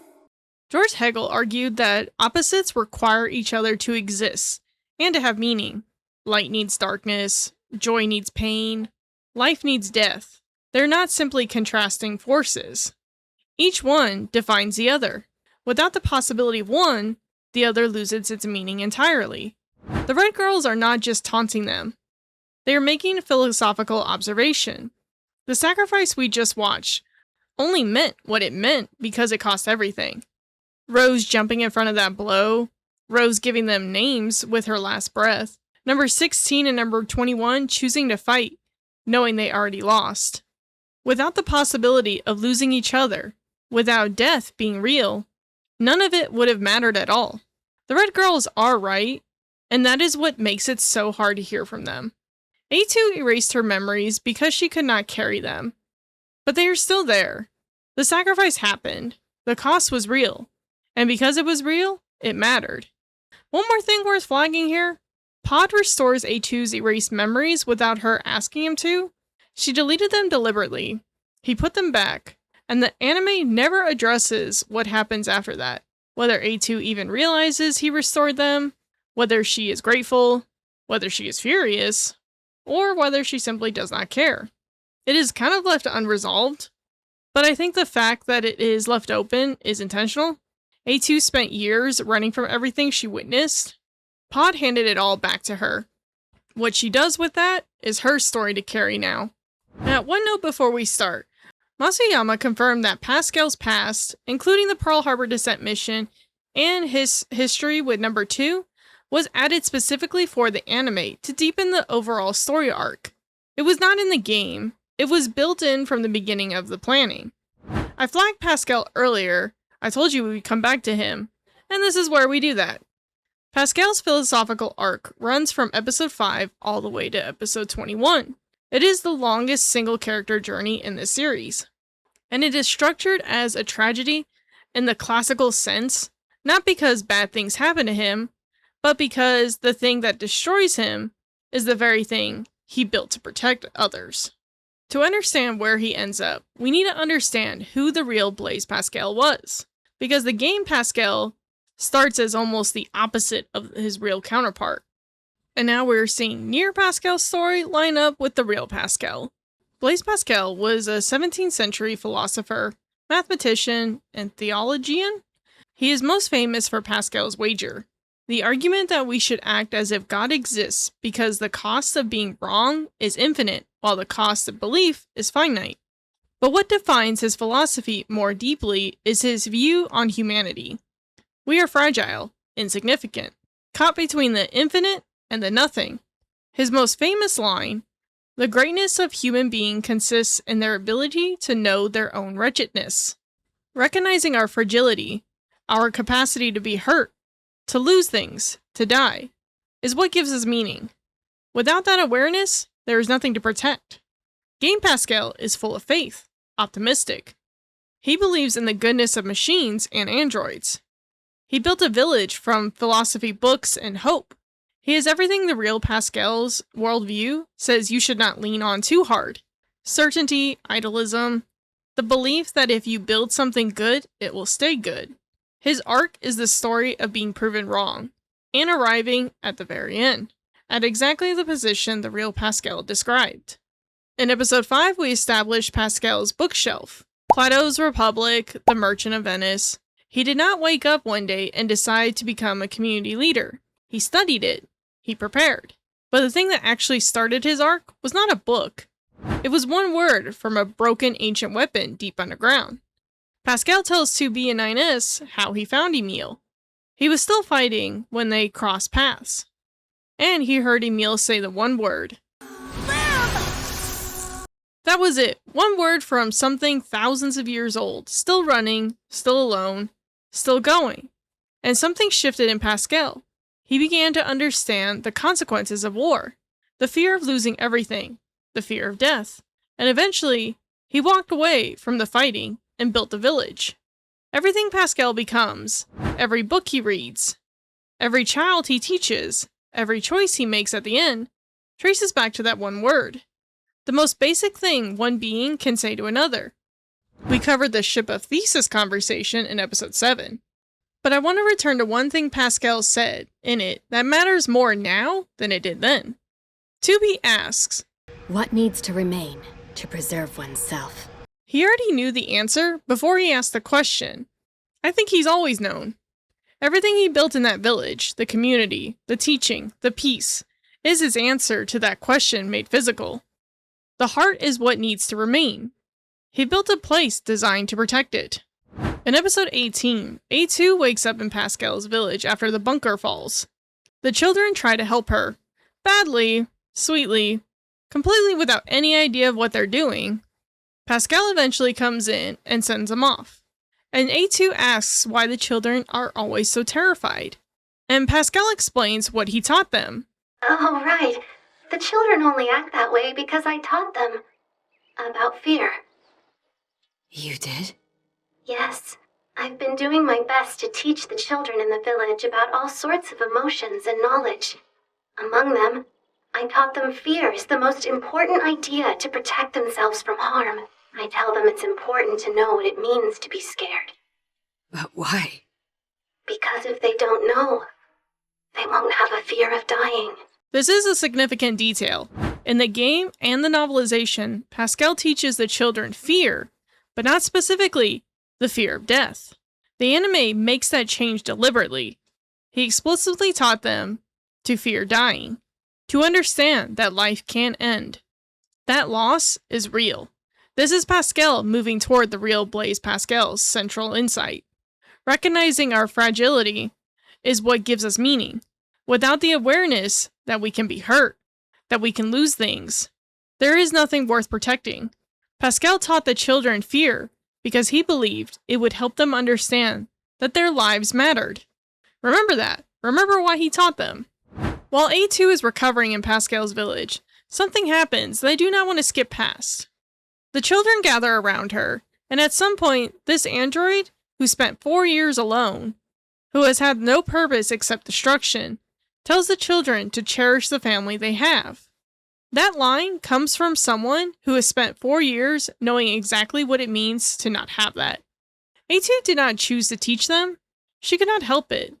The children brought it out of her simply by being around her. And there's something philosophically important about what A2 teaches versus what Pascal teaches. Pascal teaches fear, the fear of death, the fear of loss, the awareness that things can be taken.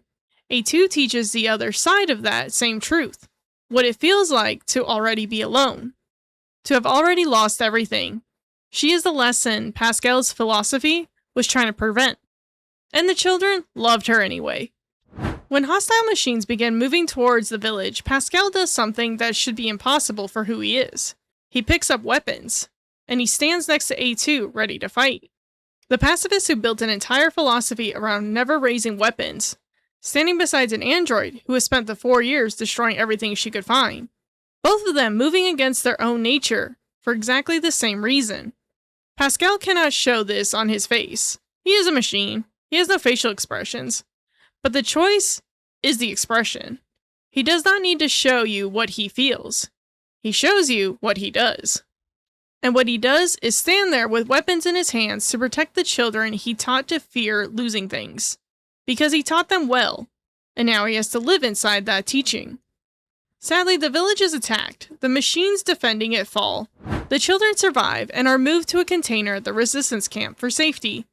When Pascal goes to check on them, one of the children has eaten the others. It was terrified. The music box broke. It was afraid of dying alone, so it thought if it ate the others, they would be inside it forever. Its family, its friends, always with it, forever. The child learned that death is real, the loss is real, that it could happen, because Pascal taught it. And this is what it did with that knowledge. Pascal fixes the music box, picks up the child, and the child asks if the others can be fixed too. Then it bites Pascal and infects him. Pascal's last words. I'm terribly sorry, Miss A2. But I have to entrust you with the rest. And then he self-destructs. He does not ask for forgiveness. He does not explain himself. He names what happened. I am terribly sorry. And entrusts what remains to someone else. Because there is nothing else he can do.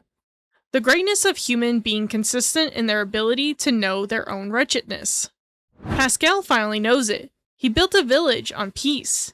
He taught the children to fear death, so they would understand life is precious. And the thing he taught them to fear used that knowledge to destroy everyone they loved. He arrived at the real Pascal's position completely, and it destroyed him. There is something else that I keep coming back to. In the game, Pascal does not teach the children the fear of death specifically, and the outcome is still catastrophic.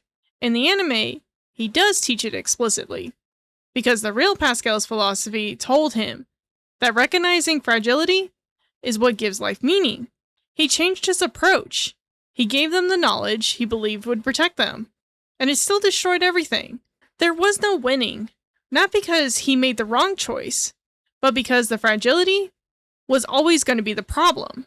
The knowledge was never the danger. Being real enough to feel loss, to fear death, to love something enough that the thought of losing it becomes unbearable. That was always going to cost them something. That is what wretchedness means. Not that you failed, that you were real enough to be broken. The real Pascal said greatness consists in knowing your wretchedness. He never said knowing it would save you from it. I want to add one more thread here before we move on, because it runs alongside Pascal's arc thematically, and deserves to be named. Devola and Popola have appeared throughout this series carrying something heavy, and in episodes 21 and 22, we finally learn what it is. They are programmed to always feel guilty. It was installed in them deliberately, in all the Devola and Popola models, to prevent them from going haywire. Not guilt for something they personally did. Guilt as a controlled mechanism. Slave morality installed literally as code. The book that appears on screen has a page of them, and around them is text that just says, "I'm sorry," over and over again. Every Devola and Popola that has ever existed has lived inside that, persecuted by other androids for something they were not responsible for, apologizing constantly, unable to stop. And then in episode 21, Lily thanks them. Jackass thanks them. The Resistance thanks them out loud. In a story where almost no one ever acknowledges what these two have carried. A group of people who are about to die choose to spend some of their last moments saying, "We see you. Thank you." Devola and Popola then sacrifice themselves at the tower to give 9S a chance. Popola, looking at her sister with her last breath, says, "I'm sorry." And Devola tells her, "It's okay. There is no need to apologize."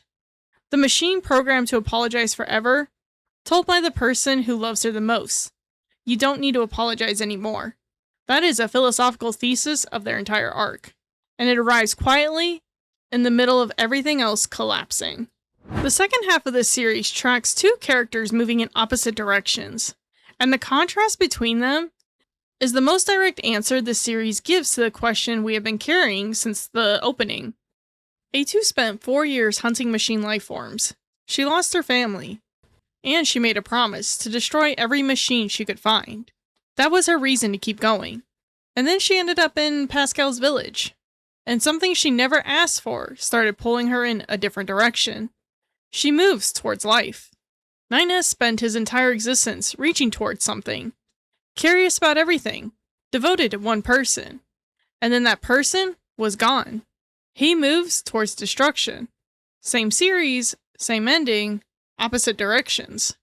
That contrast is the series' most direct answer to the question we started with. What does a being become when the thing that gave it meaning is taken? Now bear with me because I want to read this directly from The Worlds of Yoko Taro. Rather than paraphrase it, the full version matters. Humans are fascinating in their contradictions, aren't they? When you think about it, there are many things in society that take no logical sense. But I feel like the true nature of humanity lies within those contradictions. The parts of human nature that are consistent. On the other hand, like wanting to eat good food or get rich, are more like animal instincts. I don't find them very interesting. Also, many religions eventually reach the conclusion that one must let go of worldly attachments and material things. I think it's fascinating that people create rules that go against human nature, and that people, nevertheless, follow them. Having a contradictory nature means never knowing what the correct answer is, always being in a state of flux. I guess I'm just drawn to that kind of ambiguity. The animal instincts line is the one we're missing. Consistent human traits, hunger, greed, wanting to feel superior. He finds those predictable and uninteresting. What draws him is the contradiction. The being that knows something and refuses to accept it. 9S standing in the library with the proof in front of him, refusing to believe it, is not a failure of his programming. It is exactly the kind of human behavior Yoko Taro built the franchise to explore. There is something underneath 9S's collapse that I want to name directly, because it's easy to miss when everything else is falling apart around him. Yorha told its soldiers from the beginning that emotions are prohibited. Both 9S and 2B spent their entire existence being told to lock away everything they felt. No healthy outlet, no framework for processing any of it. The grief, the love, the rage, none of it. You're not allowed to feel this. Put it away. And then 2B dies, and 9S is left alone, without all of that for the first time. He has no idea what to do with it. He never learned how. No one taught him. The Red Girls did not create the darkness we are watching. They exploited the vacuum that Yorha left behind. They found what was always there, and gave it room to breathe. Emotions are prohibited. This is the consequence of that rule. Not a malfunction, not corruption. The natural result of a system that suppressed everything of being felt, and then removed the only thing holding it together. Yoko Taro confirmed in the book that this line was deliberate bait. Her saying emotions are prohibited implicitly admits they can occur. He wanted the audience to notice that immediately and ask why. There is one small visual detail in episode 23 that deserves to be talked about. When 9S faces the copies of 2B, the one the machines made from scrapped Yorha units, he takes off his visor before he fights them. We established earlier in this video that Yoko Taro confirmed the Yorha visors represents being blinded to the truth. 9S has been wearing it since episode 1. He has been screaming at people to shut up since episode 3 because he could hear the truth, even when the visor kept him from seeing it. He takes it off. He wants to see this, whatever this is. These things wearing 2B's face. He wants nothing between him and them. No obstruction, no protection. Just him and the thing he cannot survive looking at. He may not be thinking clearly, but in that moment, his vision has never been less blocked. The director, Masuyama, said in the box set interview that he was personally surprised you could get emotion across without visible eyes. The visor was a production decision that became a philosophical one. While A2 and 9S are converging on the tower, something is happening inside the machine network that is worth pausing on. The Red Girls have a debate. One faction wants to destroy the androids and remain on Earth. The other wants to evacuate entirely and seek new evolutionary possibilities elsewhere. They cannot agree. And then one side says, "We are without imperfections, which makes us the embodiment of a perfect psyche and nothing less." And then immediately, logic disagree. Again and again. They spent this entire series studying humanity, reaching toward it, seeding it into the machine network and watching what grew. And here at the moment of their supposed triumph, they cannot agree on what their next move is. They claim perfection, and then demonstrate it's the opposite in the same breath. They did not just gain diversity, they inherited the one thing that makes humanity most human. The inability to be certain, the contradictory nature Yoko Taro described, never knowing the correct answer, always in a state of flux. Arrived in the beings who thought they had transcended it. They got too close, and it changed them. The machines A2 and 9S face at the tower are named Koshi and Roshi, named after two of the most important Chinese philosophers. Confucius believed meaning comes from fulfilling your role and your duty. Order, hierarchy, structure. These aren't restrictions. They're where purpose lives. You find meaning by doing what you were made to do. Laoshi founded Taoism. The idea that the best way to live is to stop forcing things and just flow with what it is. Don't fight the current, move with it. 2 philosophies, 2 machines. 2 androids who spent the entire series either clinging to their purpose or trying to find a new one. 9S clung to his purpose, to Yorha, to 2B, to the role he was given, until it was ripped away. He is Koshi's nightmare, a being built for structure, whose structures collapsed. A2 has been flowing, not because she chose to philosophically, but because everything that would have anchored her was already gone. She has been Taoist by necessity for 4 years without knowing it. And at the end of episode 23, Koshi and Roshi turn on each other. 2 philosophical systems that define opposite approaches to existence, and they cannot coexist. Seems fitting. Episode 23 ends with A2 and 9S finally in the same place for the first time since episode 16. 9S explains everything. The truth about Project Yorha, the sacrificial lambs, all of it. Then tells A2 there is no reason for them to exist anymore. A2 tries to explain what 2B was carrying every time she had to kill him. 9S does not want to hear it. He blames her for 2B's death. They take their stances. Episode 24 gives us both of their reasons in the same breath before the fight begins. They speak in parallel inner monologue, the same rhythm, the same weight, but different memories, different meanings. 9S was born on the bunker, built on lies, found deception everywhere he looked. He found something never ending, the cycle designed to repeat without end. A2 came to the surface and found kindness. The Pearl Harbor descent team, Lily, the Resistance, Pascal's children calling her Big Sis. Each connection adding weight to everything before it. 9S had someone he could not protect. A2 had people who protected her until the very end. And then at the same moment, I'll continue to fight! That's why this world must be broken! Same sentence, same resolve. 2 completely different destinations. That is what this entire series has been building towards. During the fight, 9S hacks A2 and pulls her into a cyberspace built from guilt and grief. He shows her the Pearl Harbor descent mission, her dead allies. He tells her it's all her fault, that she was an incompetent captain, that everyone died because of the useless number 2. And then, just when you found a family, you kill them. A2 thinks of Lily, and if that sounds familiar, it should. Back in episode 23, 9S was screaming that his memories were being taken from him, that they were his and no one could touch them.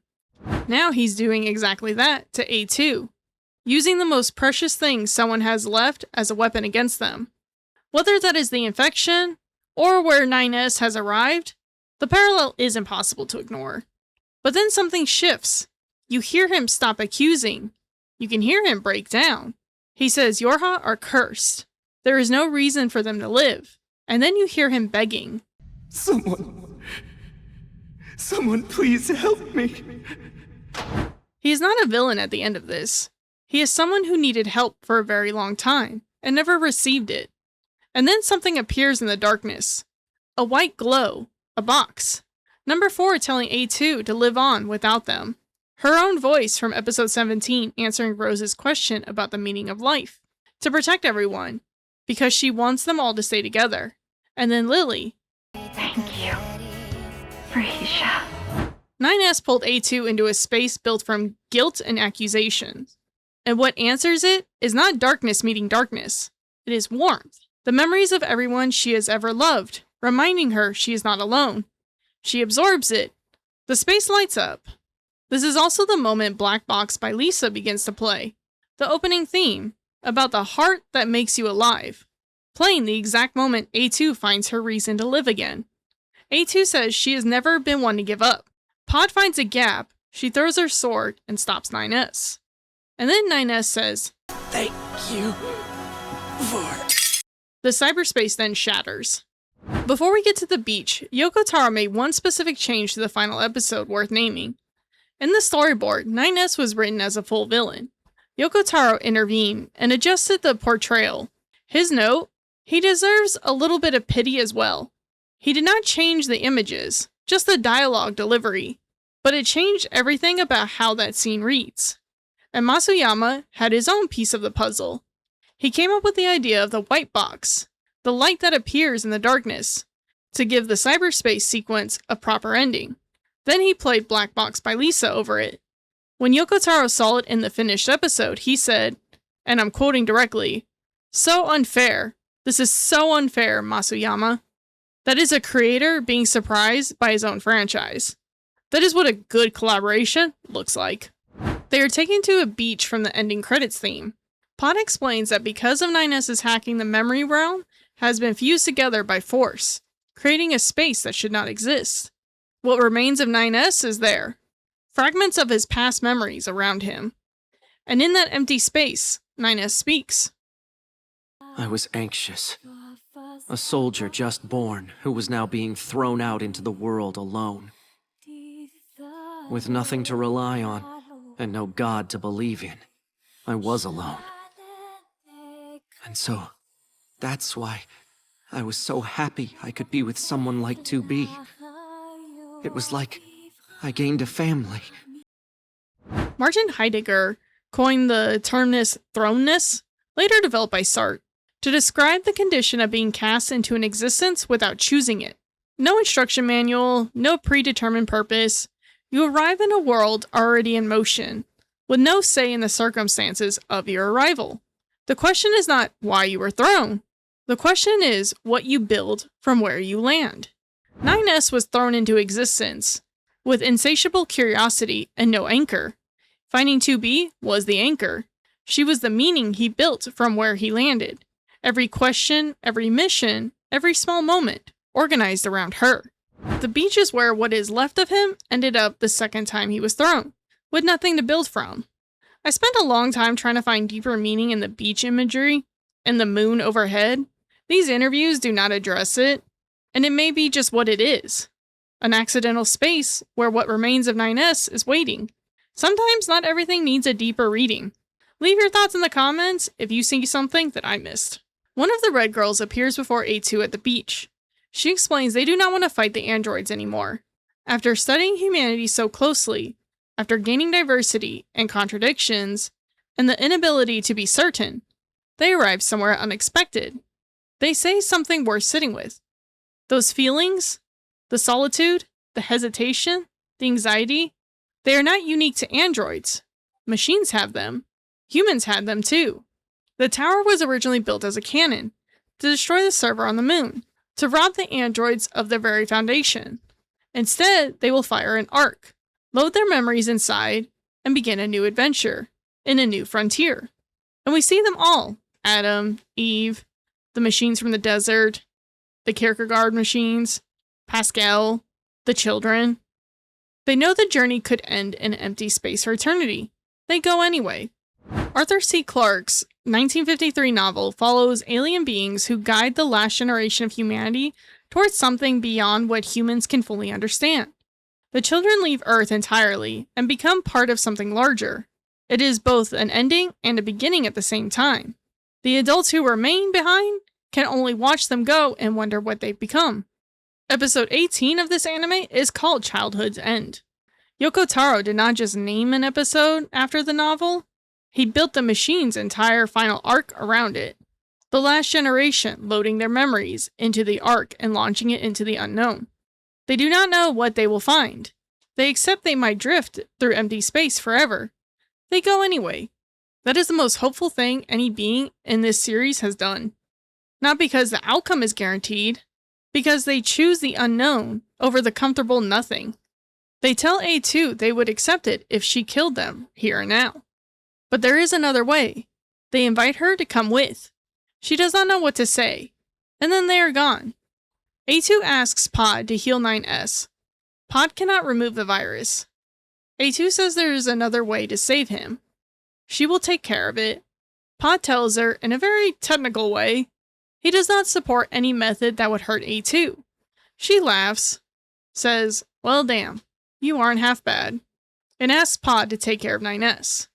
She walks towards the light, lifts her hand to the moon. You know, I never quite realized just how beautiful this world is. When A2 collapses, we see the arc take off. The credits roll, Weight of the World plays, just like in the game, and then it glitches. The Accord report appears. Emergency report regarding both 2B and 9S. It has been determined that the survival of these two is highly likely to be connected to the Great Calamity. All association members are hereby notified to observe at maximum alert level. The Great Calamity, the catastrophic event from Drakengard 3 that cracked reality and set every subsequent event across this franchise into motion. Credit to Dr. Mint for that breakdown. Connected to that is the Fall Down, which Yoko Taro has described as the annihilation of every single timeline simultaneously. That is what Accord exists to prevent. Maximum alert to all association members means every version of Accord watching, every branch, is now pointed at what comes next. Because something in this branch has pushed it closer to that threshold than anything on record. Before the pods act, one more document from the box set is worth talking about here. The pod system was always scheduled for a final phase, disposal measures for Yorha units, correction of the pod system errors, transitions to the myth management system, pod 567 assigned to execute. The pods were never just support units. They were the cleanup crew, the final phase of a project designed to end exactly this way. And then pod 042 finds personal data leaking, 2B, 9S, A2, and when pod 153 tells him to delete it, he says, no. This is the moment several episodes have been quietly building towards. Let me walk you through the full arc before the framework, because this arc deserves to be talked about. In the Blu-ray disc, Pod is practicing good morning alone, cutting off a mid-word, a surveillance unit assigned to document irregularities, doing something it was never designed to do. Episode 20 stops warning A2 to stop, and starts cheering her on instead. The first open deviation. Episode 22 hesitates before glory to mankind. He says only, glory to mankind. To mankind. Episode 24 opening tells Pod 153 something like a will has formed between them. Something like an emotion. Pod 153 says she's unable to answer. Pod 042 says, not everything has to have an answer. Episode 24's climax, ordered to delete, and refuses. Everything that lives is designed to end. They are perpetually trapped in a never-ending spiral of life and death. However, life is about the cycle of life and death, and the struggle to live within it. Or at least, that is what we believe. Question for Pod 042. Will the data salvage that takes place restore all of their past memories? Yes. Will the parts necessary for a full recovery of these units have the same design as previous ones? Yes. Then, won't that simply lead us to the same conclusion as before? I cannot deny the possibility. However, the possibility of a different future also exists. The future is not something given to you. It is something you earn. Pod 153 raises a practical objection. If they restore 2B and 9S, won't that lead to the same conclusion? Pod 042 says, I cannot deny the possibility. However, the possibility of a different future also exists. Later, when he is confronted by Pod 567, he says, wish becomes prayer, prayer becomes power. Final phase of Project Yorha? Denied. Pod 153 fires a satellite laser at the pods surrounding them. She also denies the final phase. Pod 042 notes he is embarrassed because that was supposed to be a suicide mission, and now he's being carried around. Then more pods appear, and in the face of that, they make jokes. Pod 042 says something about the fun beginning. Pod 153 says she does not know what that means by fun. We then see the pods in the sky form the Army of Humanity symbol, but it has a creepy smile. And then the screen turns white. That is the yes saying of this ending. Not a player deleting a save file. Two support units who were never supposed to feel anything, choosing to break against their own design for the people they loved, knowing it might invite the worst possible future, choosing it anyway, and then making jokes about it on the way. Pod 042 existed first, had no predetermined purpose beyond its function, and through that existence, through every deviation it chose, it became something its programming never intended. It built a self. Pod 153, everything that lives is designed to end. However, life is about the cycle of life and death, and the struggle to live within it. Or at least, that's what we believe. That last line is a being that has arrived at something it cannot prove, and chose to act on it anyway. That is Kierkegaard's leap of faith, coming from a pod. The future is not something given to you, it is something you earn. Yes, saying. Looking at the cycle with all its costs and choosing to affirm it anyway. Not because the pain goes away, because the life, with all of it, is worth saying yes to. Spoken by a unit that was never supposed to have a future of its own. Before we move on, Accord's report confirms this. The final official record. Despite the fact that all existing singularities, 2b, 9s, A2, had ceased functioning at this point, the phenomenon changed due to a violation of orders by particular pod systems, Pod 042 and Pod 153. The official record says it was not the protagonist who changed his branch, it was the support units. 2 pods who were never supposed to have wills of their own. That is what the association has on file. Pod 143 flies towards 2B and 9S carrying an arm, says now it is all over. Good morning, 9S, and then falls. That light that's flickering in Morse code says thank you. 9S wakes up. Yes, even if this world is filled with curses, even if this world we live in is filled with judgment. Within the spiral of reincarnation, we will continue to resist. While singing words of prayer. Good morning. Hi, Nines. The title changes. End of Yorha becomes Alternative Eden. Throughout this entire series, Adam and Eve were named after figures from Genesis, the first machine lifeforms to take human form. Named deliberately. Now they are gone. Loaded into the Ark. Launched in the unknown. The original Adam and Eve have left this world. And what remains is 2B and 9S. Waking up in a world where Yorha is gone. The resistance is gone. The bunker is gone. Every system that defined who they were supposed to be, destroyed. And the world they wake up to is called Alternative Eden. A new Eden. A new beginning. And then there is A2. In Jewish mythology, Lilith was the figure who came before Eve, created alongside Adam, but refusing subordination. She left.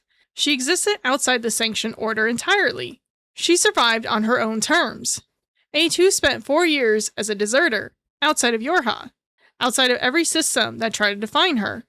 She fought her own way and survived when everything around her did not. And in the final shot, she is separate from 2B and 9S. Resting alone next to a lunar tier. A new Eden. 2 people waking up inside it. 1 who rests alone outside it. Whether that reading is intentional, I cannot say with certainty. But I find it very hard to look at that final image and not see it. Leave your thoughts in the comments. Accord's briefcase appears on screen. She walks into frame, picks it up, turns, and winks at the viewer, and then disappears. Accord has been watching this entire time. Across every branch, across every episode, hidden in the eye catches, in the hex code, in the margins of the box set materials. She saw all of it, and whatever she thinks about how this branch ended, she's keeping it to herself. One more thing about these Accord reports before we close. The box set interview lays out exactly how this came to be. Producer Matsumoto wanted a surprise element in the eye catches. They brought it to Yoko Taro, and he wrote every single report himself. Every branch observation, every mention of the association. And then we get one last encoded text from the box set. Anxiety steals the future, and despair turns into a curse.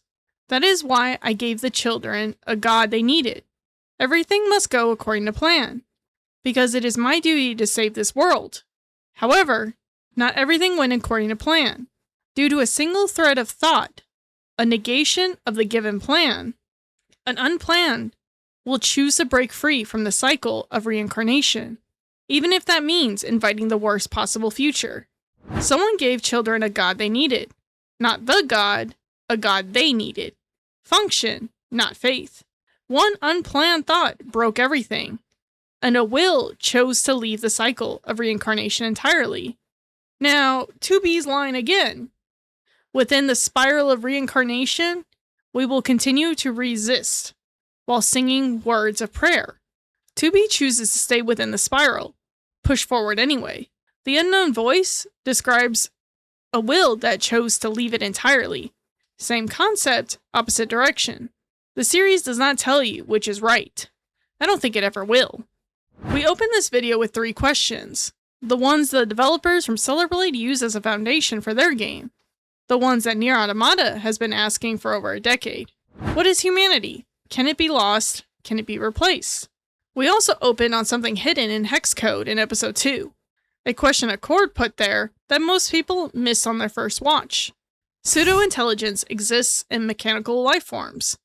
What difference does it make to human intelligence? I told you at the start that by the end of this video, you could have an answer, or at least you would understand why the series refuses to give you a clean one. So here's what the series showed us. Plato 8, named after a philosopher who wrote about immortality of the soul, reaching for a lunar tear with the last light in his eyes. Pascal studying the Republic and the Merchant of Venice before building a village, preparing for it, teaching children to fear death, because without that awareness, there is nothing to protect, and being destroyed by the very thing he taught them. The Kierkegaard machines building a religion from within. The banners, the symbol marked on their own bodies, the robes, the peace treaty, and then the leaping into a lava for a god they constructed. Moving through all 3 Kierkegaard stages across 24 episodes and arriving at the top. The Red Girls seeding diversity into the machine's network, and then arriving at the moment of their supposed triumph, unable to agree with themselves, claiming perfection and inheriting contradictions, getting so close to humanity they became it. Pod 042 practicing good morning, and then ordered to delete the last remnants of the people it came to care about, refusing. The future is not something given to you, it is something you earn. Spoken by a support unit that was never supposed to have a future of its own. A2 resting next to a lunar tear. 2B saying good morning. 9S waking up. The series answer is not stated, it is shown, over and over. In every machine that reached towards consciousness, in every android that carried something too heavy to name, in every support unit that chose. Humanity is not lost, it is inherited. The machines did not become human. They took what humanity left behind, the curiosity, the grief, the faith, the contradictions, the inability to be certain, and built something from it. That is not a lesser variation of humanity. That is what humanity always was. Beings reaching towards something they cannot fully grasp, and building meaning in the reaching. Whether it counts, whether the beings who inherited humanity's patterns are the beings we started with, the series leaves open, on purpose. And I think that is the right call, because the answer to that question depends entirely on what you think humanity was in the first place. If humanity was biological, flesh and memory and a specific kind of DNA, then it is gone, and what we watched was something new. If humanity was the reaching, the curiosity, the grief, the love, the faith, the refusal to stop asking, then it is not gone at all. It just changed hands. Yoko Taro described it himself. Having a contradictory nature means never knowing the correct answer, always being in a state of flux. He built a franchise around the question he refuses to answer cleanly, and I think that refusal is the most honest thing about it. The child machines eating the others because it was terrified of dying alone, that is both the most human and the most horrifying thing in this series, because it was real enough to feel that, and being real enough to feel, it was always going to cost something. The cost is the point. It mattered because it cost exactly as much as it always did. Yoko Taro wrote every single Accord report hidden in the hex eye catches of this anime himself. He put hex codes in the Blu-ray box sets. He chose which books go on Pascal's bookshelf. He named the ending song Antinomy a philosophical term for two things that are each true but cannot coexist, because that's exactly what this series is. None of that is accidental. All of it is placed there for people who want to go looking. We are living in an era where games get rushed out the door before they're ready, where franchises get milked before the ink is dry, where the pressure to release something, anything, comes before the pressure to make it worth releasing. And then there's this, a creator who hides things in code on physical disc, who writes philosophy into black frames between commercial breaks, who trusts that someone out there is going to pause the video, squint at the screen, and go looking. Whatever comes next for this franchise, I do not care how long it takes. Take the time. Get it right. The people who made this anime earned that patience, and so did the fans waiting for it. Let them cook. Before I finish, one more thing Yoko Taro said that I want to leave you with. It is the most direct description he ever gave of what this series is actually about. To me, Automata is a story about abandoned children, but that's just how I felt when I was making it. Everyone can interpret it differently. There's no single correct reading. Both sides are orphans. The androids were made by humans, who are now extinct. The machines were made by aliens, who the machines themselves killed. Nobody who made either of them is left. They're all abandoned children, fighting a war with no one left who remembers why it started. Producer Saito said something in the box set interview that I keep coming back to. He reflects on how the characters land in the anime versus the game. I personally think that each character was able to find a happy ending in the anime compared to the game. But some people thought that the anime was even more gruesome than the game. The anime had more human way of expressing emotions. So information that was drawn ambiguously in the game was conveyed very clearly. Hence, it was easier to feel that empathy and emotion. A happy ending that feels more devastating than the one it replaced. Because when you can see their faces, when you know what it cost them to get there, the survival hits differently than the loss did. A2 resting next to the lunar tier with her long hair back, 2B saying good morning, 9S waking up. They made it. Thanks for watching my long ramble. If you like this video, please leave a like and subscribe. It genuinely helps me more than you know. I will see you guys next time. Bye!